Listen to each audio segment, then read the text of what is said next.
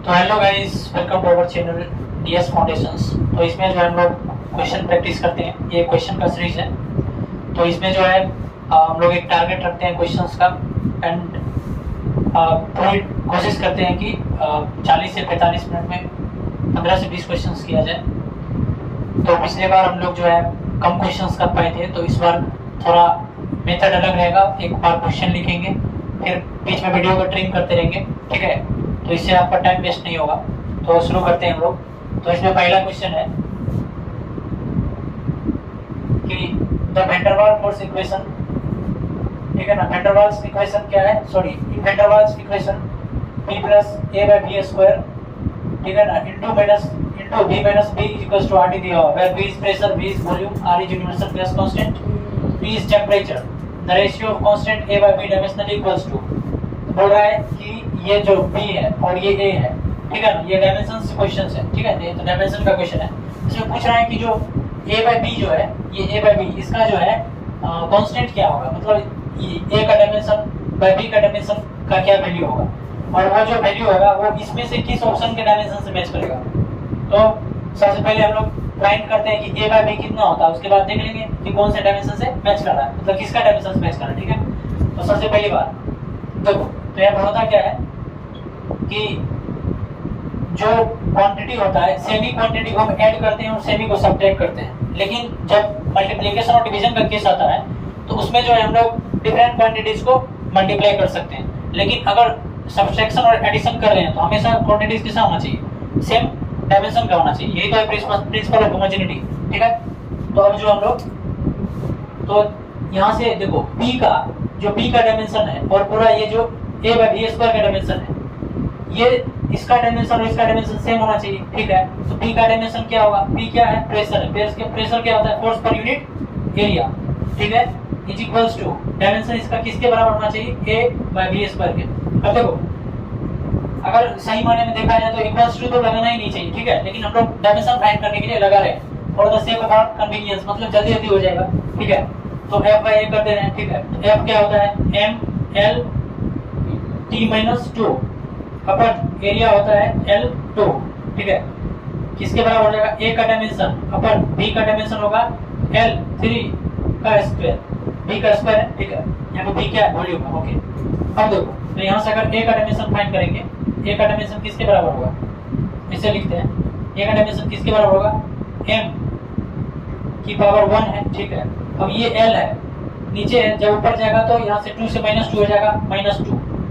यहाँ पे l की पावर 3 है, इसका स्क्वायर करेंगे तो ये क्या आएगा, यहाँ से l की पावर 6 आएगा और इस साइड जाएगा l की पावर 6, ये क्या होगा, मल्टीप्लाई हो जाएगा, तो क्या आ जाएगा +6, ठीक है।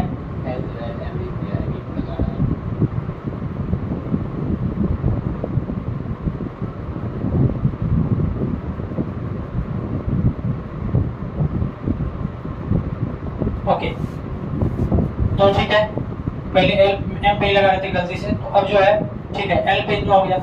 अब t का पावर जो दिया हुआ -2, ये हो गया a का डायमेंशन। तो a का डायमेंशन फाइंड करेंगे तो हो जाएगा m l की पावर ये -2 और ये कितना हो जाएगा, 5 हो जाएगा, ठीक है। और t की पावर -2, ये हो गया डायमेंशन a का। अब देखते हैं इसमें से किसका डायमेंशन जो है मैच करता है इसके साथ, ओके। तो यहाँ से देखो प्रेशर का क्या होता है,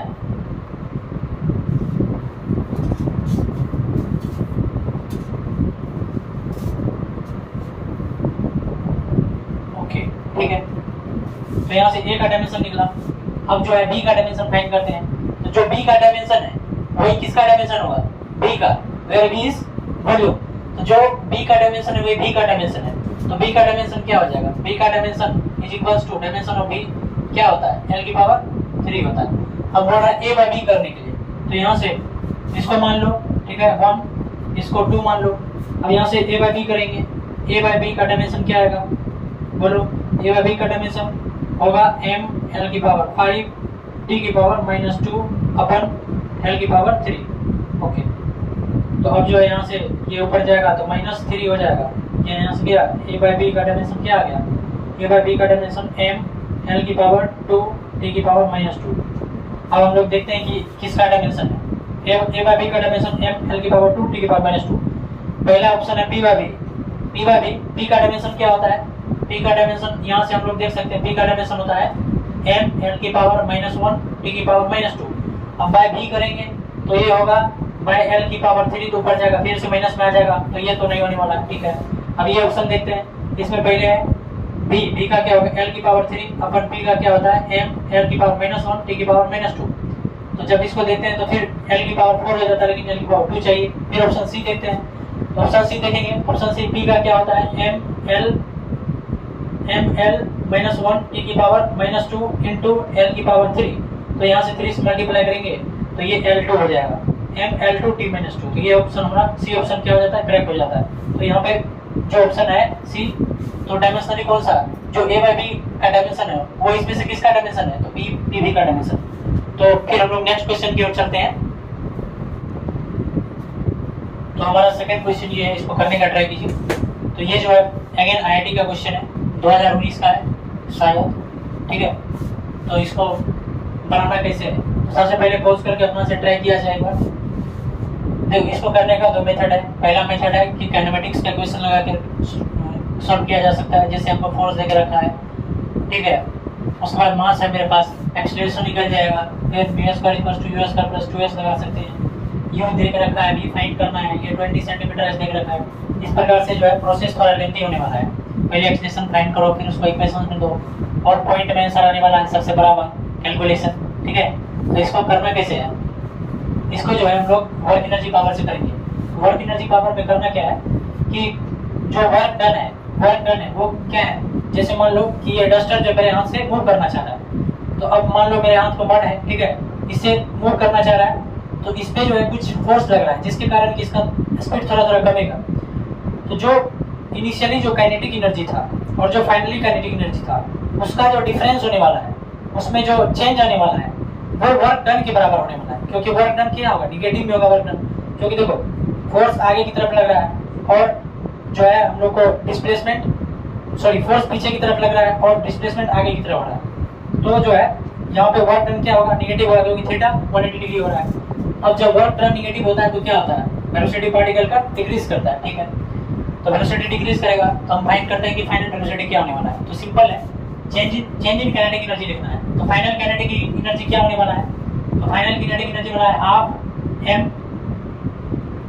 v स्क्वायर, ठीक है, हाफ m v फाइनल का square minus half m v initial का स्क्वायर, ठीक है ना, हाफ m v फाइनल का square minus half m v initial का स्क्वायर। ये किसके बराबर होगा, ये जो है वर्क डन के बराबर होगा। वर्क डन कितना होगा, वर्क डन होगा नेगेटिव में, ठीक है ना, क्योंकि ये जो है फोर्स और जो डिस्प्लेसमेंट है दोनों का डायरेक्शन ऑपोजिट है। तो 2.5 × 10 की पावर -2, यहाँ पे एक माइनस दे देंगे, ठीक है। 2.5 × 10 की पावर -2, ओके, इंटू डिस्प्लेसमेंट कितना है 20/100। डिस्प्लेसमेंट 20 सेंटीमीटर दे रखा है, तो 20/100। जब इसको कट करेंगे, ठीक है, तो अब देखो, अब सबका वैल्यू पुट करते हैं। हाफ m कॉमन ले लेते हैं, m का वैल्यू देख रखा है 20/1000 होगा, v फाइनल का स्क्वायर माइनस 1 हो जाएगा, क्योंकि v इनिशियल कितना देख रखा है 1 देख रखा है, ठीक है। उसका स्क्वायर करेंगे तो 1 ही आ जाएगा, चलो स्क्वायर लिख देता हूँ, okay, is equals to minus 2.5 × 10⁻²,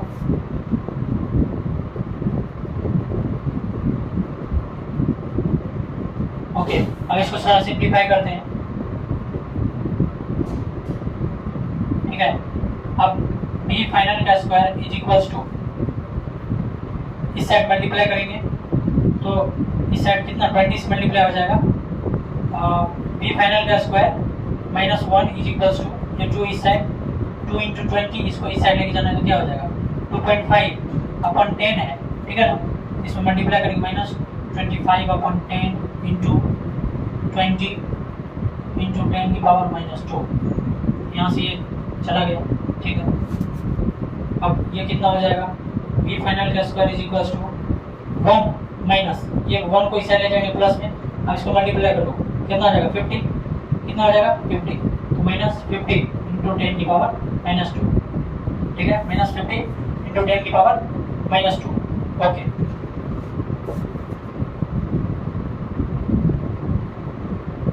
अब तो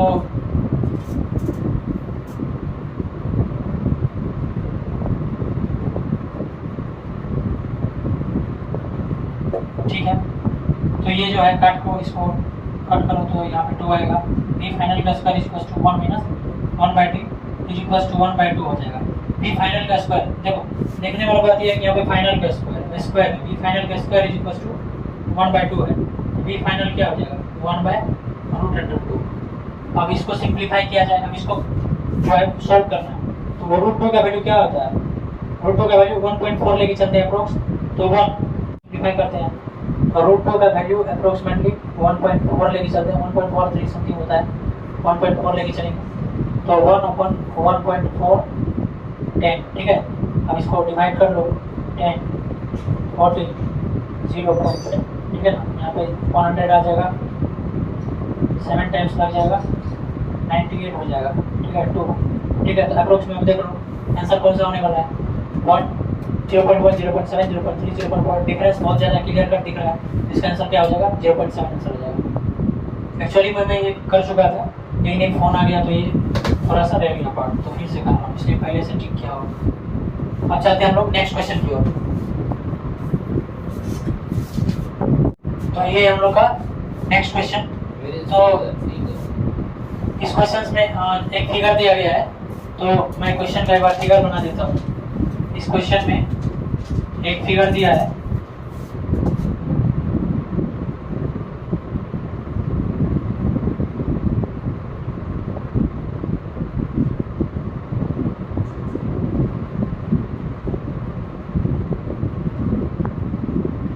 ठीक है, और यहाँ पे मार्क किया हुआ है 4, यहाँ पे मार्क किया हुआ है 8, इधर 3 सेकेंड, ठीक है, और यहाँ पे मार्क किया हुआ है इसके लेवल में ये है -1, और ये है 4, ठीक है, और ये हम लोग का ओरिजिन, और ये जो है एक्सेलरेशन, ठीक है, इधर acceleration in metre per second square. Okay, तो जो है आप फाइंड करना है। तो इस क्वेश्चन में the acceleration time graph for a particle moving along a straight line is shown in the figure. What is the velocity of the particle at t equals to 8 second if initial velocity of the particle is 3 metre per second. तो देखो इस प्रकार का question बहुत simple होता है, इसमें बस थोड़ा ये ध्यान रखना होता है। देखो जो कॉमन मिस्टेक होता है वहाँ पे ये होता है कि ये दोनों का बहुत अच्छा जानते होंगे कि जो एक्सेलरेशन टाइम ग्राफ का एरिया होता है वो क्या देता है, चेंज इन वेलोसिटी देता है। मैं एक बार करके भी दिखाता हूँ, फिर इसका एरर भी बताता हूँ, ठीक है। तो जो हम लोग का वेलोसिटी होता है, सॉरी जो एक्सेलरेशन होता है इज इक्वल्स टू dv/dt होता है, ठीक है। एक्सेलरेशन dv/dt होता है, यहाँ से dv/dt, ठीक है, दोनों साइड इंटीग्रेट करो। तो अब जब इंटीग्रेशन करते हैं, किसी भी चीज़ का इंटीग्रेशन करते हैं तो ये एरिया निकलता है। अब इंटीग्रेशन टाइम के रिस्पेक्ट में कर रहे हैं एक और, तो एरिया ये, तो ये एरिया क्या दे रहा है, चेंज इन वेलोसिटी दे रहा है। अब याद रखने वाला बात ये है कि वेलोसिटी नहीं दे रहा है, क्या दे रहा है, change in velocity, change in velocity, change velocity दे रहा है। अब चेंज इन वेलोसिटी ये दे रहा है, और कॉमन मिस्टेक ये है कि इस दोनों का एरिया जब कंसीडर करते हैं तो निगेटिव पॉजिटिव का ध्यान रखना होता है, क्योंकि एक्सेलरेशन क्या है, एक वेक्टर क्वांटिटी है। एक्सेलरेशन अपना डायरेक्शन चेंज करेगा, तो जो वेलोसिटी है, मान लो कि एक्सेलरेशन अभी पॉजिटिव था, मतलब कि एक्सेलरेशन भी पॉजिटिव और वेलोसिटी भी पॉजिटिव, तो वेलोसिटी बढ़ रहा था। अब वेलोसिटी तो पॉजिटिव है लेकिन एक्सेलरेशन नेगेटिव हो गया, तो वेलोसिटी घटने लगेगा। तो जो 8 सेकंड में जो वेलोसिटी होगा उसमें कुछ ना कुछ चेंज आएगा। तो पहले क्वेश्चन पढ़ते हैं कि ये ग्राफ तो देख ही लिए। अब initially velocity 3 metre per second देख रखा है, तो फाइनली 8 सेकंड पे वेलोसिटी क्या होगा पूछना है, ठीक है। तो ये निकालना है कि 8 सेकंड में क्या वेलोसिटी होना है। तो आप वेलोसिटी, चेंज इन वेलोसिटी देता है एरिया अंडर 80 ग्राफ, ठीक है। तो डेल्टा v किसके बराबर होगा, डेल्टा v 1/, ये एरिया निकालना है, तो क्या हो जाएगा 1/, परपेंडिकुलर बेस कितना है 4 है, ठीक है। अब देखो ये तो ऊपर वाला एरिया होगा, जब नीचे वाला एरिया लेना है इसके साथ माइनस लेना है, क्योंकि हम पता चुके क्या है एक्सेलरेशन वेलोसिटी। एक्सेलरेशन एक कैसा क्वांटिटी है, वेक्टर क्वांटिटी है। तो जब यहाँ पे देखो, यहाँ पे एक्सेलरेशन पॉजिटिव है, यहाँ पे एक्सेलरेशन नेगेटिव होगा, मतलब एक्सेलरेशन डायरेक्शन चेंज कर रहा है। तो जो ओवरऑल जो 8 सेकंड पे वेलोसिटी होगा, जो पहले होना चाहिए तो उसमें कुछ फर्क होगा, तो इसको क्या करना पड़ेगा, नेगेटिव करना पड़ेगा उसमें से, ठीक है। तो इसमें से माइनस करते हैं, इसका एरिया क्या हो जाएगा, ये 4 इंटू 1, ओके। तो कितना हो जाएगा 8 माइनस ये आ गया डेल्टा बी। अब देखो ये डेल्टा बी आया, बी नहीं आया, तो बी क्या होता है डेल्टा बी, जब भी निकालते हैं तो क्या होता है B final minus B initial, delta B 4 metre per second, B initial B final हमको पूछा है, बी इनिशियल हमको देख रखा है 3 मीटर पर सेकेंड, तो यहाँ से बी फाइनल क्या हो जाएगा 4 + 3 7 metre per second, B final क्या आ गया 7 मीटर पर सेकेंड। यहाँ पे देख लिया जाए बी फाइनल कितना आ रहा है 7 मीटर पर सेकेंड आ रहा है, तो करेक्ट ऑप्शन क्या हो जाएगा। तो हम लोग जो है नेक्स्ट क्वेश्चन की ओर चलते हैं।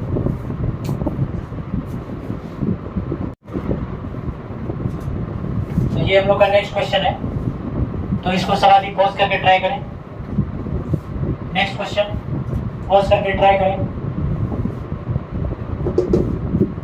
तो देख इस क्वेश्चन में कहा गया person travels x distance with velocity v1 then x distance with velocity v2 in the same direction, the average velocity of the person is v, then the relation between v1 and v2 is। तो फिर से मैं इसमें option दिया हुआ है, इसमें option A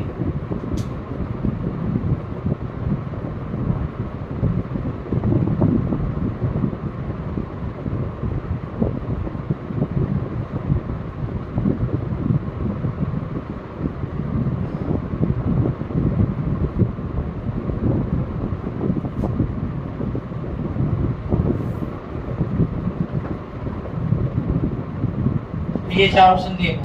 option है b = v1 + v2, b = v1 + v2/2, 2/b = 1/v1 + 1/v2, 1/b = 1/v1 + 1/v2। तो ऑप्शंस देख करके एक बार सॉल्व करें। तो मैं सॉल्व करता हूँ। तो देखो इसमें कहा गया पर्सन जो है x डिस्टेंस ट्रैवल किया वेलोसिटी v1 से, x डिस्टेंस ट्रैवल किया वेलोसिटी v2 से, अगर सेम डायरेक्शन क्या है एवरेज वेलोसिटी कितना आ रहा है v आ रहा है, मोड रिलेशन क्या होगा v1 और v2 में, ठीक है। एवरेज वेलोसिटी क्या होता है v एवरेज, तो क्या लिखा है ये v से डिनोट किया है, v = टोटल डिस्टेंस नहीं टोटल डिस्प्लेसमेंट, सेम डायरेक्शन में बोल दिया है तो एक ही बात है अपन टोटल टाइम, ठीक है। अब टोटल डिस्टेंस क्या होगा, दो डिस्टेंस ट्रेवल किया है, पहला x फिर अनदर x ही किया है, v1 v2 से किया है, ठीक है। टोटल डिस्प्लेसमेंट कितना है x + x 2x हो जाएगा, v = अब देखो पहला डिस्टेंस v1 से किया है, दूसरा v2 से किया है, तो टोटल टाइम करेंगे तो टाइम टोटल क्या आएगा x/v1 + x/v2, ठीक है। v = इसमें से 2x हो जाएगा, 2x बाय x कॉमन ले लो, इसमें x बाहर आ गया, 1/v1 + 1/v2। अब इसको एलसीएम लो, ठीक है। तो मैं इसको यहाँ कर दे रहा हूँ, इसको एलसीएम लेंगे 2x, यहाँ से x से x तो चले गया, यहाँ से क्या आएगा 2/1/v1 + 1/v2 क्या हो जाएगा v1 v2 एलसीएम आ जाएगा, तो v1 v2 एलसीएम आ जाएगा तो ये चल जाएगा ऊपर v1 v2 + v2, ये किसके बराबर है v के बराबर है, तो v1 v2 + v2, ये सबको बहुत को रिलेशन तो याद ही होगा इसी, ठीक है। तो मैं जस्ट आप लोग के लिए ड्राइव कर दिया एक बार। अब जो है इसको देखते हैं कौन सा आंसर मैच करता है। तो है v = 2v1 v2/v1 + v2।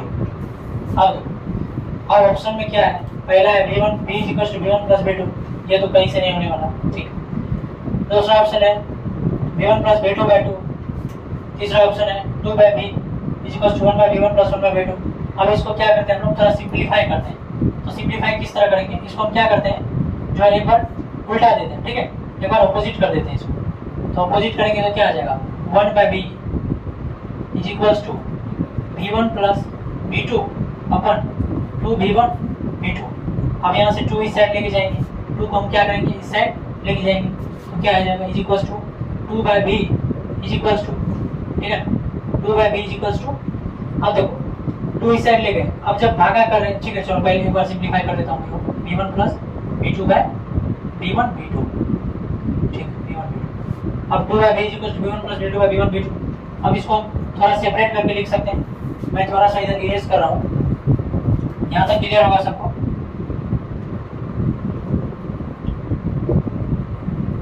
तो हम लोग का क्या बन रहा है, 2/v is equals to v1 plus v2/v1 v2।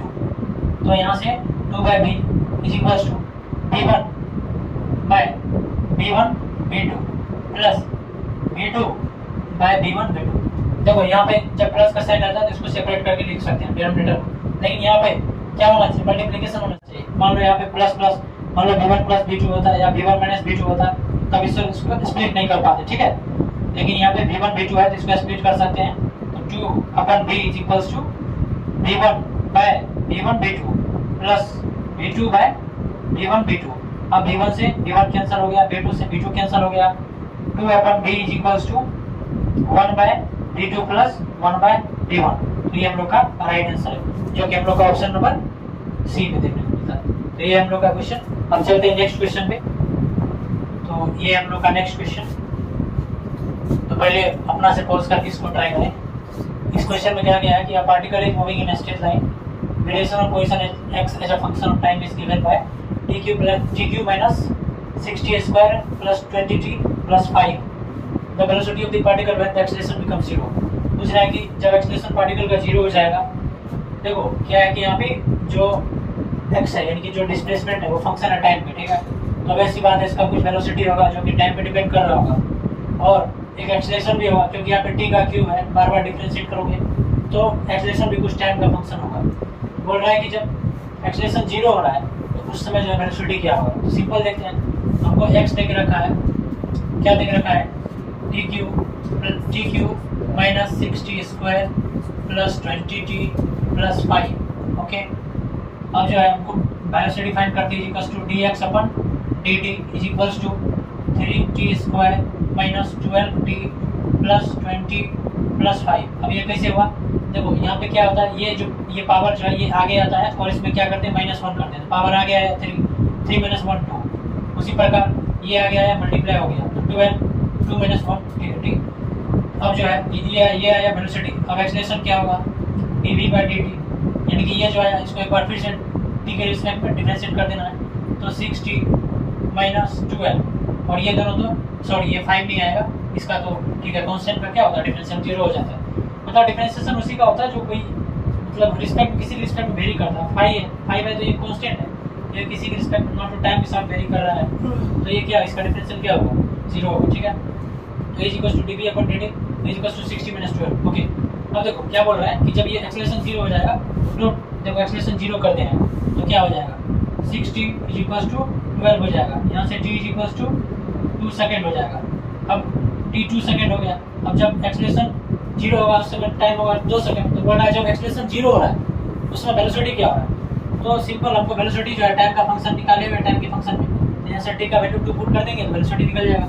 चलो t का वैल्यू पुट करके देखते हैं, जो t का वैल्यू इसमें है पुट करते हैं तो क्या होगा, v is equals to v/2 second is equals to क्या होगा बोलो, v/2 second is equals to 3t square 3 into t square 4 plus sorry minus 12 into t, तो देख रखा है प्लस 20, ये कितना हो जाएगा 12 माइनस 24 प्लस 20, ठीक है। तो जब यहाँ से माइनस करोगे तो 12 माइनस 24 प्लस 20 माइनस 4, तो हो जाएगा v इज इक्वल्स टू हो जाएगा 8 मीटर पर सेकेंड। तो जब एक्सेलरेशन 0 होगा उसमें वेलोसिटी क्या होगा 8 मीटर पर सेकेंड। तो अब हम लोग जो है अपने नेक्स्ट क्वेश्चन की ओर चलते हैं। तो ये हम लोग का नेक्स्ट क्वेश्चन है। तो अब पहले आप लोग पॉज करके ट्राई करें इसको। इस क्वेश्चन में क्या गया कि 2 cars are traveling towards each other at a speed of 20 meter per second each. When the cars are 300 meter apart, both the drivers applies brake to produce a retardation of 2 meter per second square each. The distance between them when both the bodies comes to rest. तो एक अच्छा question है, relative concept है इसमें। इसको ऐसे ही generally ऐसे ही बना सकते हैं कि मतलब इक्वेशन ऑफ मोशन दोनों के लिए लगाएंगे, ठीक है ना, लेकिन इसमें रिलेटिव का कॉन्सेप्ट लगा सकते हैं तो ज़्यादा इजी तरह से मिल जाएगा। ऑप्शन देख रखा है 200 मीटर 50 मीटर 100 मीटर और 25 मीटर। तो पहले आप लोग ट्राई करें, तो मैं इसको स्टार्ट करता हूँ। बोल रहा है कि two cars traveling with towards each other at a speed of 20 meter per second each। ये भी यहाँ पे मान लेते हैं कार है, थोड़ा जगह बचाना चाहिए। यहाँ से एक कार और इधर से एक कार जा रहा है, ठीक है। मान लो ये कार A है, ये कार B है, इसके बीच का डिस्टेंस दे के रखा है। जब से हम टाइम काउंट करना शुरू कर दें, यानी कि जब ये दोनों 300 मीटर पे आ जाते हैं उसके बाद ब्रेक लगा दें। तो हम यहाँ से कहाँ से पूरा कहानी कहाँ से देखेंगे, 300 मीटर से देखेंगे। तो 300 मीटर, ठीक है, ओके, ठीक है। तो अब देखो ये इधर वेलोसिटी है 20 मीटर पर सेकेंड, इसका भी 20 मीटर पर सेकेंड। बट जब इतना पे आता है तो क्या करता है, दोनों जो है ब्रेक लगा देता है ताकि दोनों क्या ना कर जाए, कोलाइड नहीं कर जाए। तो दोनों ब्रेक लगेगा तो कुछ टाइम के बाद दोनों रुक जाएगा। तो बोल रहा है जब ये रुकेगा तो इसके बीच का सेपरेशन क्या होगा, इनिशियल सेपरेशन 300 मीटर है, ठीक है। तो जब ब्रेक लगा रहा है, यानी कि मान लो अभी ब्रेक लगाया तो बोल रहा है कि रिटार्डेशन। अब देखो यही बात है, यहाँ पे समझने वाला बात ये है कि जब रिलेटिव का कॉन्सेप्ट लगाएंगे तो थोड़ा ज्यादा दिमाग लगाना पड़ेगा। दिमाग इसलिए क्योंकि देखो यहाँ पे जब एक्सलेशन प्रोड्यूस होगा तो एक्सलेशन का डायरेक्शन इसका इधर होगा और इसका इधर होगा, तो रिलेटिव एक्सलेशन एड ऑन हो जाएगा, ठीक है ना। इसका एक्सलेशन इधर a इज इक्वल टू कितना हो जाएगा 2 मीटर पर सेकेंड स्क्वायर, और इसका एक्सलेशन इस पॉइंट पे एक्सलेशन इधर होगा 2 मीटर पर सेकेंड स्क्वायर, ठीक है। Direction is specified. डायरेक्शन जब बोलते हैं कि इधर लग रहा है, इधर लग रहा है, तो फिर माइनस लगने का जरूरत नहीं।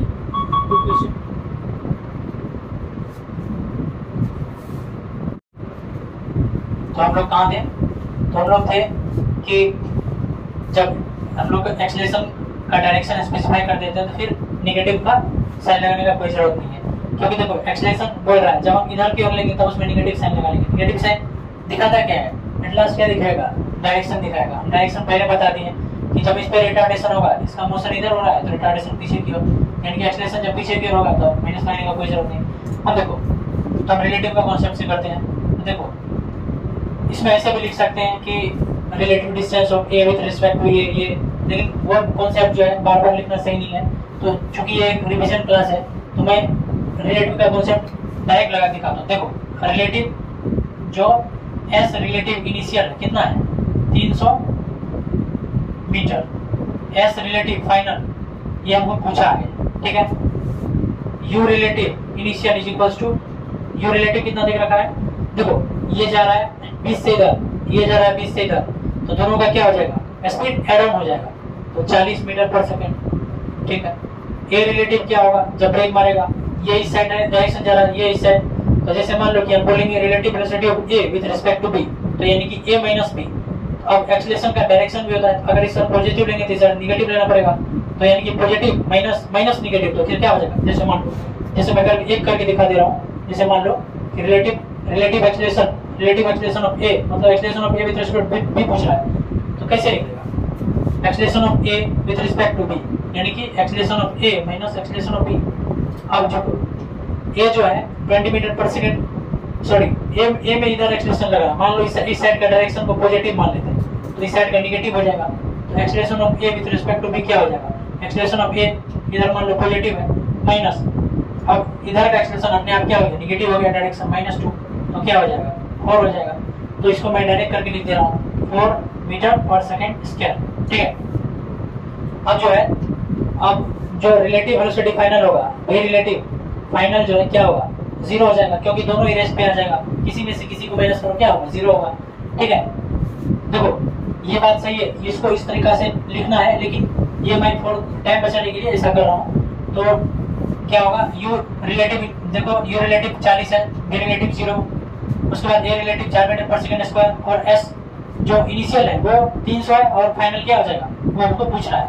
तो हम क्या निकालते हैं, देखो रिलेटिव वेलोसिटी। अब हम देखते हैं कि ये दोनों जो है एक दूसरे के रेस्पेक्ट में, ये इधर से एक दूसरे की तरफ चल रहा है। हम ये देखेंगे कि एक दूसरे के रिस्पेक्ट में जब ये दोनों स्टॉप हो जाएंगे तो कितना डिस्टेंस ट्रेवल कर चुके होंगे, मतलब जब ये दोनों रेस्ट पे आ गए, यानी कि जब भी रिलेटिव फाइनल यानी कि जब 0 हो गया तो तब ये दोनों डिस्टेंस कितना ट्रेवल किया, रिलेटिव डिस्टेंस, यानी कि एक दूसरे के नजदीक कितना है, तो अभी जितना है उसमें से उसको माइनस करने में निकल जाएगा, ठीक है।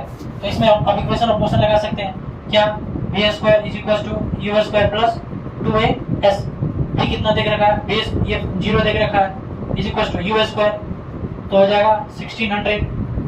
अब एक्सप्रेशन क्या होगा, हाँ अब देखो खास बात ये है कि अब यहाँ पे साइन में थोड़ा सा दिक्कत आएगा, तो एक्सेलेरेशन क्या लेना है, एक्सेलेरेशन निगेटिव लेना है। क्यों? क्योंकि ओवरऑल ये एक दूसरे को रोक रहा है, ठीक है ना, मतलब रिलेटिव एक्सेलेरेशन भी निगेटिव आएगा, क्योंकि तभी तो ये जो है रुकेगा। नहीं तो मान लो कि अगर रिलेटिव एक्सेलेरेशन कुछ पॉजिटिव होता तो फिर तो ये जो है बढ़ते जाता, समझ रहे हो, इस दोनों की डिस्टेंस बढ़ते जाता, या फिर इस दोनों का मान लो सेम डायरेक्शन में चल रहा है तो उसका वेलोसिटी बढ़ते जाता, तो कभी रुकता नहीं।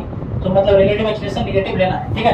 तो रिलेटिव एक्सेलेरेशन क्या आ जाएगा, या नहीं तो ये भी हो सकता है, देखो मान लो रिलेटिव वेलोसिटी इसका ले लो इसके रिस्पेक्ट में, अगर रिलेटिव वेलोसिटी अगर निगेटिव में आ रहा है, मान लो रिलेटिव वेलोसिटी ऑफ बी लिख लियो विद रिस्पेक्ट टू ए, तो आ जाएगा मान लो कुछ समथिंग निगेटिव में आ गया, तो जब ए से जब relative acceleration of A to B find करेंगे तो उसका जो वैल्यू होगा वो क्या हो जाएगा, वो पॉजिटिव में हो जाएगा। तो मतलब इस प्रकार से होगा कि दोनों जो है मतलब एक पॉजिटिव होगा एक निगेटिव होगा, तभी तो ओवरऑल कभी ना कभी बॉडी रेस्ट पे आएगा, ठीक है। तो इसका क्या लेना है, निगेटिव लेना है, तो -2 into relative acceleration 4 into S, S कितना होगा, एस दोनों के बीच का सेपरेशन वो हम फाइंड ही कर रहे हैं, ठीक है। तो हो जाएगा -1600 is equal to -2 into 4 into S, यहाँ से ये माइनस से माइनस कैंसिल 8 200 टाइम्स, ठीक है। तो S is equal to 200 metre.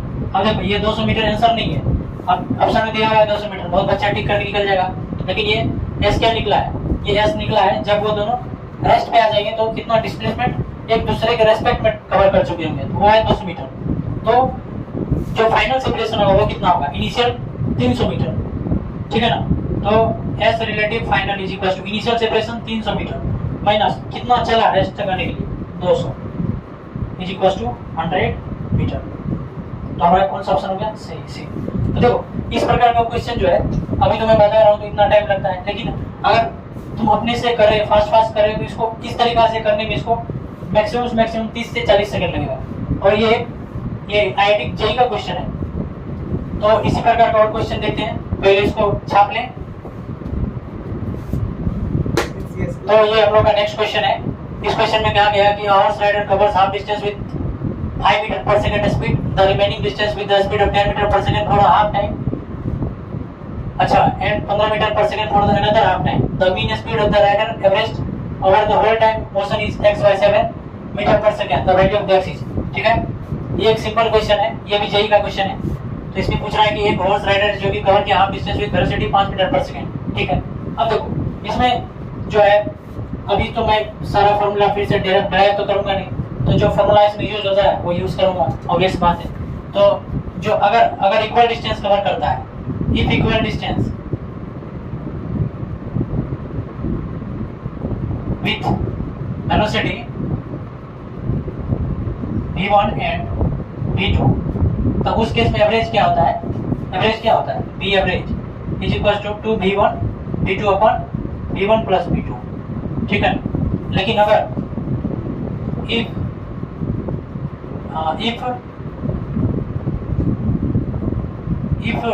ठीक है, मान लो कि अगर जो है इक्वल टाइम इंटरवल करता है, इक्वल टाइम इंटरवल, मान लो वेलोसिटी v1 एंड v2 से कवर किया, तो उस केस में v एवरेज क्या हो जाता है, v1 प्लस v2/2 हो जाता है, ठीक। तो अब मैं दो फॉर्मूला ये है, दोनों को यूज करके बना रहा हूँ इसको। तो देखो horse rider covers half distance with 5 metre per second, the speed of the remaining distance with the speed. अब देखो मान लो कि ये जो है पूरा डिस्टेंस, ठीक है ना, ये पूरा डिस्टेंस मान लो 2x है, इसका ये बीच में ये डिस्टेंस कितना हो जाएगा x, और ये डिस्टेंस x।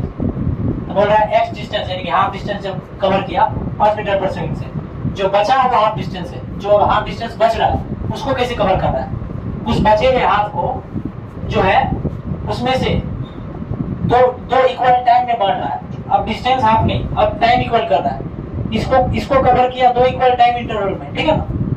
इस डिस्टेंस को जो बचा हुआ x डिस्टेंस है, इसको 2 इक्वल टाइम इंटरवल में कवर किया। पहला जो टाइम इंटरवल है उसमें जो वेलोसिटी था वो है 10 मीटर पर सेकंड, दूसरा जो इक्वल टाइम इंटरवल है उसमें 15 मीटर पर सेकंड। तो बोल रहा है कि अगर एवरेज वेलोसिटी पूरा जर्नी का x/7 है तो x का वैल्यू क्या होगा। अच्छा, थोड़ा सा क्वेश्चन ट्रिकी है थोड़ा, तो जो इस पार्ट होगा पहले हम देखते हैं कि एवरेज वेलोसिटी यहाँ से यहाँ तक एवरेज वेलोसिटी क्या होगा। तो इसमें कौन सा फॉर्मूला लगेगा, इक्वल टाइम इंटरवल वाला। क्या होता है V1 प्लस V2 बाय 2। मान लो 3 स्पीड देता है तो V1 plus V2 plus V3 bye 3। मान लो 4 देता है तो V1 plus V2 plus V3 plus V4 bye 4 हो जाता है। उतना से आगा कर देते हैं। ये एवरेज निकालने का तरीका है जब इक्वल टाइम इंटरवल हो। और ठीक है ना, तो अब देखो कैसे होगा। तो अब यहाँ पे x डिस्टेंस, ठीक है ना, तो इसमें क्या होगा, उसका एवरेज वेलोसिटी होगा v average is equals to क्या होगा, v average second half, v average for second half कितना होगा, v1 प्लस v1 कितना देख रखा है 10 प्लस 50 बाय 2 कितना आ जाएगा 12.5 मीटर पर सेकेंड। ओके, अब इस डिस्टेंस के लिए, इसके लिए v एवरेज क्या होगा, v एवरेज फर्स्ट हाफ के लिए इज इक्वल्स टू क्या होगा 2v1 v2 by v1 plus v2। ठीक है ना, अब देखो v एवरेज हाफ का जो v दिया हुआ है वही तो होगा v एवरेज हाफ का। तुम समझो यहाँ से यहाँ तक यूनिफॉर्म वेलोसिटी से गया कितना 5 मीटर पर सेकंड से, तो यही तो होगा इसका v एवरेज। अब पूरा टाइम इंटरवल का निकालना है, पूरा टाइम इंटरवल का निकालना है। अब देखो, अब ये x डिस्टेंस इतना v एवरेज से चला, ये x डिस्टेंस इतना से चला, तो अब नहीं निकाल सकते। अब कौन सा फॉर्मूला लगेगा, फिर से लगेगा इक्वल डिस्टेंस वाला 2v1 v2 by v1 plus v2। ये x डिस्टेंस इतना मीटर पर सेकंड से, ये x डिस्टेंस इतना मीटर पर सेकंड से। अब जो है v एवरेज, तो v average for whole journey, v average whole journey के लिए, होल जर्नी के लिए क्या हो जाएगा 2v1 v2 by v1 plus v2 2 into 1.25 sorry 12.5 into 5 upon v1 plus v2 क्या हो जाएगा 17.5। ठीक है, यहाँ से पॉइंट हटा दो, ये कितना 25 से 5 टाइम्स कट जाएगा, ये 9 टाइम्स कट जाएगा, सॉरी ये 7 टाइम्स कट जाएगा। ठीक है, अब कितना हो जाएगा 25 into 2 50 अपन 7। ठीक है, 50 अपन 7। अब देखो ये तो निकला हमको v एवरेज फॉरवर्ड जर्नी, इसका वैल्यू दे के रखा है क्वेश्चन में ही दे के रखा है x by 7 के बराबर है, तो डिनोमिनेटर कैंसिल हो जाएगा, x is equal to 50 metre per second. तो देखा जाए तो ये क्वेश्चन अगर शुरू से अगर ड्राइव करके किया जाए तो बहुत ज़्यादा टाइम कंज्यूमिंग होगा, इसलिए बेटर है कि ये दोनों आप याद रखें, v average 2v1 v2 by v1 plus v2 और v जो अगर इक्वल टाइम इंटरवल के लिए है तो v1 प्लस v2 बाय 2 और ये इक्वल डिस्टेंस के। तो फिर हम लोग नेक्स्ट क्वेश्चन देखते हैं।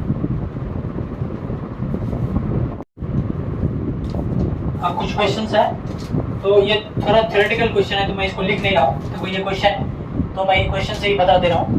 तो जैसे एक क्वेश्चन है कि ये नीट का क्वेश्चन है, zero error in an instrument introduces, तो मतलब बोल रहा है कि जीरो एरर, हर किसी इंस्ट्रूमेंट में जीरो एरर है तो वो जो है क्या इंट्रोड्यूस करता है। तो ऑप्शन में systematic error, list count error, random error और पर्सनल एरर। तो देखो, तो जो जीरो एरर है तो वो जो इंस्ट्रूमेंट है, जैसे मान लो वर्नियर कैलिपर में जीरो एरर, या फिर मान लो जो है तुमको स्क्रू गेज में जीरो एरर है, तो अब ये जब होता है तो वो एक प्रकार का ऐसा एरर है जो करेक्ट नहीं किया जा सकता, मतलब तुम समझो। तो जब भी तुम उस इंस्ट्रूमेंट से मेजर करोगे तो हर एक बार कुछ डेफिनेट वैल्यू से एरर करेगा। वैसे मत मान लो कि जो ये मान लो कि ये वर्नियर कैलिपर है, ठीक है, मान लो ये वर्नियर कैलिपर है और इसका मान, ठीक है, इसका ये हो गया ये वाला माउंट और यहाँ पे दूसरा माउंट, ठीक, और यहाँ पे कोई वर्नियर स्केल, ठीक है।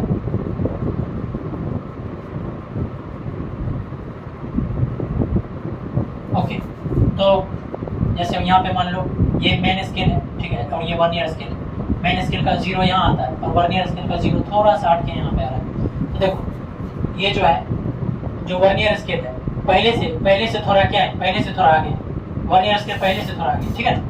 अब जब, और ये ऐसे नहीं, जब इसका दोनों ये जो है दोनों आर्म जब सटा हुआ होगा, ये इस पे ये मेजरमेंट होता है। ओके, तो ये कुछ इस प्रकार से होगा, ठीक है,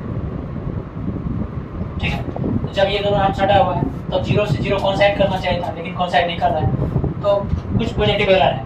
अब हर एक बार हम जब मेजर करेंगे तो इतना जो है, इतना तो पहले से रेडी हो रखा है, मतलब हर एक बार ये एरर होगा।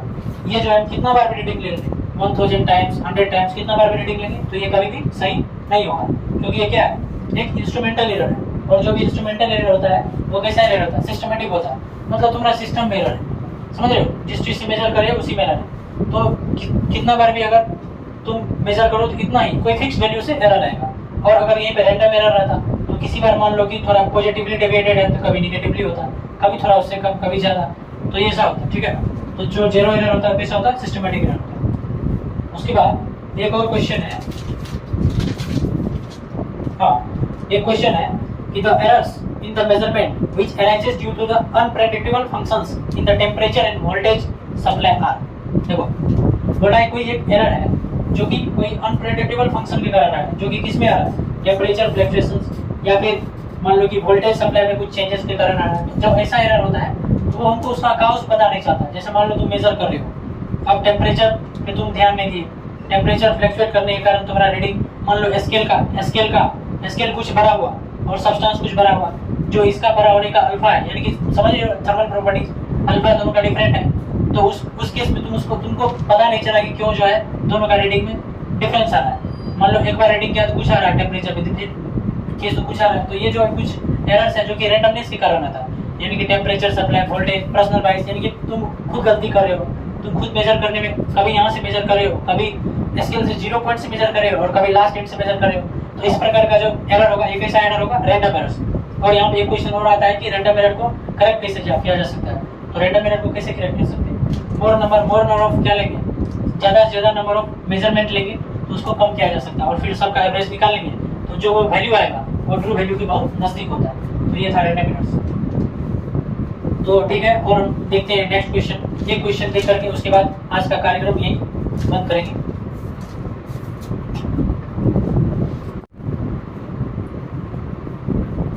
तो ये हम लोग का आखिरी सवाल है आज का। सवाल में क्या कर रहा है, पहले अपना से पढ़ के एक बार पॉज करके बना लीजिए।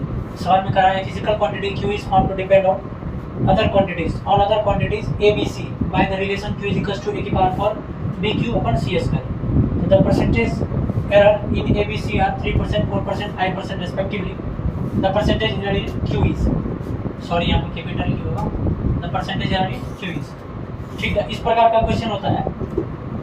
तो इस प्रकार का क्वेश्चन को कैसे बनाना है, जो देखो इसमें क्या होता है कि ये एक्चुअल में इसका डेरिवेशन होता है पूरा, ठीक है, इसका पूरा डेरिवेशन होता है।